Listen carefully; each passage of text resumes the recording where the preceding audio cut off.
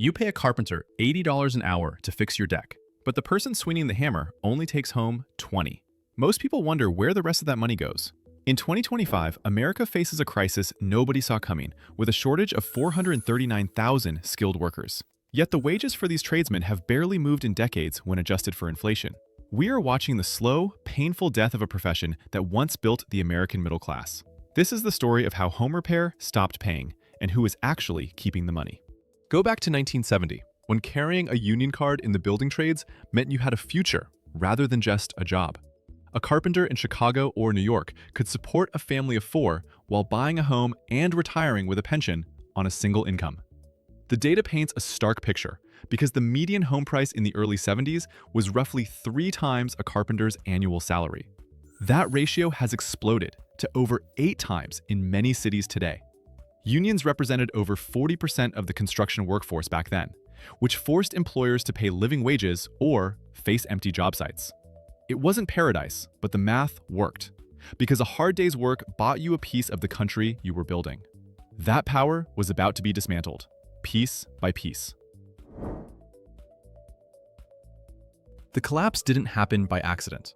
Throughout the 1980s, a new philosophy took over the construction industry, focused on cost-cutting at any price. Developers realized they could bypass union halls by hiring non-union labor for residential projects, which effectively split the industry in two. Commercial skyscrapers stayed union, while the suburbs became the Wild West. Membership in building unions plummeted from that 40% peak down to less than 12% by the 2000s. The result was immediate because wages stagnated without collective bargaining. The prevailing wage became a myth in residential construction. A carpenter wasn't competing against a standard rate anymore, but against the guy willing to do it for $5 less under the table. The floor fell out from under the trade.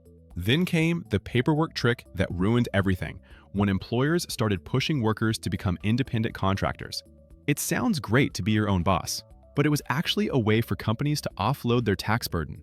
By classifying a carpenter as a 1099 contractor instead of a W-2 employee, a builder saves about 30% on labor costs immediately. They don't pay into Social Security or Medicare or unemployment insurance because the worker pays all of it. That $25 hourly rate looks okay on paper until tax season hits and the worker realizes they are earning poverty wages. This classification shifted all the risk, including injuries and retirement taxes, from the profitable company to the individual swinging the hammer. It was a financial sleight of hand that gutted the profession's stability. If you play by the rules in 2025, you lose. That is the sick reality of the modern construction bid. Industry reports show that construction has the 4th highest rate of occupational fraud in America, with payroll fraud being the silent killer. Honest contractors who pay insurance and taxes simply cannot compete with the cash crew operators. When a legitimate business bids $50,000 for a framing job, a fraudulent competitor bids $35,000 because they are paying workers cash and skipping workers' comp premiums. This drives wages down across the board. A developer has little incentive to pay the honest rate when the cheater's price is 30% lower. This created a race to the bottom, where the only way to win a contract was to pay your workers less and less, whether legally or otherwise.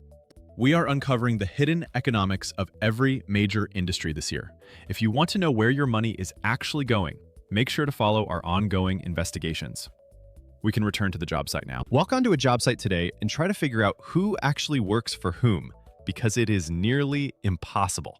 You have the developer, who hires a general contractor, who hires a subcontractor, who then hires a subcontractor. Every layer of this paper contractor lasagna takes a 15 to 20% cut of the money before a single nail is driven. The actual carpenter is at the very bottom of this food chain. The homeowner writes a check for $10,000, but the crew doing the physical work might split $2,500 after 3 layers of management take their profit margins. This fragmentation disconnects the price you pay from the wage the worker receives. The money is in the management rather than the craftsmanship. The year 2008 didn't just pause the industry because it effectively decapitated it. When the housing bubble burst, 2.1 million construction workers lost their jobs almost overnight during the tool belt recession. They never came back. A master carpenter with 20 years of experience who got laid off in 2009 found a job in trucking or energy or logistics. When housing finally picked up years later, that institutional knowledge was gone forever. We lost an entire generation of mentors. The young apprentices who should have been trained between 2008 and 2012 never entered the field because there was no work. This created the massive experience gap we are feeling in 2025, which is a workforce of newcomers with nobody to teach them the trade. For 30 years, American high schools told every student the lie that they must go to college or end up flipping burgers. We dismantled vocational programs and turned wood shops into computer labs as the cultural stigma against manual labor became toxic. Parents viewed construction not as a career, but as a failure. By 2024, the average age of a carpenter had crept up to 42, with more people retiring each day than entering the field. We effectively told an entire generation that working with your hands was beneath them. And now we are shocked that nobody knows how to build a house. This cultural devaluation suppressed wages too, because society refuses to pay for work they consider unskilled. Technology is the other silent wage suppressor. Today, a huge portion of a home is built in a factory rather than on the job site. Roof trusses, wall panels, and even entire rooms are trucked in. This shifts the work from skilled site carpentry to factory assembly lines. A factory worker assembling a truss panel makes far less than a journeyman framer cutting rafters by hand. As we move toward modular and prefab construction to save time, we de-skilled the labor force. You don't need to know the Pythagorean theorem to bolt two panels together. This technological shift lowered the barrier to entry, which gave employers another excuse to keep wages flat despite the rising cost of living. There is a cost to carpentry that doesn't show up on the invoice, which is the human body. By age 50, the average carpenter is dealing with chronic back pain, knee replacements, or respiratory issues from silica dust. In the union days, a pension allowed you to retire when your body gave out. That safety net is gone for the 88% of non-union workers today.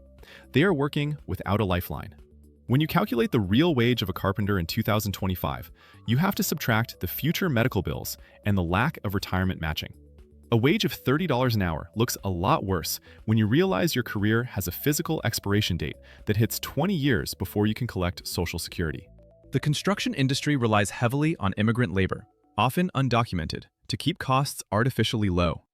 This isn't a story about stealing jobs, but rather a story about exploitation. Unscrupulous employers use workers' legal status against them by paying them cash fractions of what the work is worth and threatening deportation if they complain about safety or pay. This creates a shadow market. A legitimate carpenter asking for a living wage of $45 an hour is competing against a crew that is being exploited for $15. The winners are the developers and homeowners getting cheaper renovations, while the losers are the workers on both sides of the equation.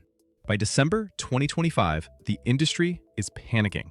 The Associated Builders and Contractors report a shortage of 439,000 workers this year alone.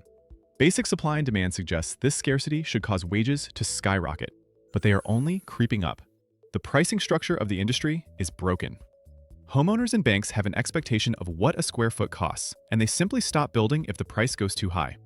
We have hit a ceiling where the cost of materials and land is so high that there is no room left to pay to labor what it's actually worth. The shortage is here, but the money isn't. Private equity has recently entered the construction industry. In the last 3 years, massive investment firms have started buying up local HVAC, plumbing, and carpentry businesses to roll them into giant national chains. Their goal is efficiency and profit extraction. They standardize pricing for the customer, which usually raises it, while standardizing wages for the worker, which usually freezes them. They turn a trade into a service script. The technician coming to your house is now often a sales agent pressured to upsell you on repairs you don't need, rather than a craftsman paid to fix what is broken. This financialization is the final nail in the coffin for the old-school independent town carpenter. The profession is splitting into two different worlds. On one side, you have the installers, who are low-paid workers snapping together prefab parts in production housing. On the other side, you have the artisans, who are the true carpenters doing high-end custom work for the wealthy. The artisans are actually doing well in 2025 by charging upwards of $150 an hour. The middle ground is gone. If you are an average carpenter building average houses for average families, the math doesn't work anymore. The middle-class carpenter has disappeared, along with the middle-class home. You are either serving the ultra-rich or you are grinding in the volume game. Ironically, the sheer severity of the shortage might finally force a correction.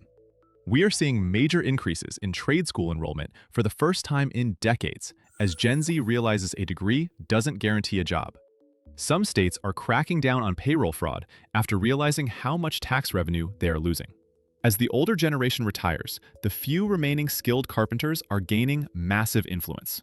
We might be on the verge of a new revival, but it will look different. It won't be union-led, but rather scarcity-led. The days of cheap home repair are over forever. If you want quality work in the future, you are going to have to pay for a lifestyle that the industry spent 50 years trying to destroy. We spent decades devaluing the people who build the world around us, and now we are paying the price. The fall of the American carpenter wasn't an accident, but a choice made by policies, corporations, and a culture that forgot the value of skilled hands. As we look at the cracked drywall and leaking pipes of 2025, the issue isn't why repair costs so much. The real mystery is why we thought we could get away with paying so little for so long. The bill has finally come due.